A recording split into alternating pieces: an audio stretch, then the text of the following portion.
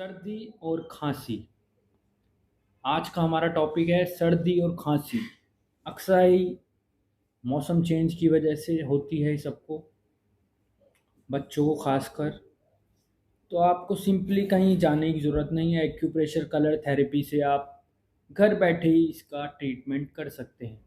Simply आपको क्या करना है, इधर आपको थंब के नीचे साइड पे इधर और इधर ऑरेंज कलर लगा देना है।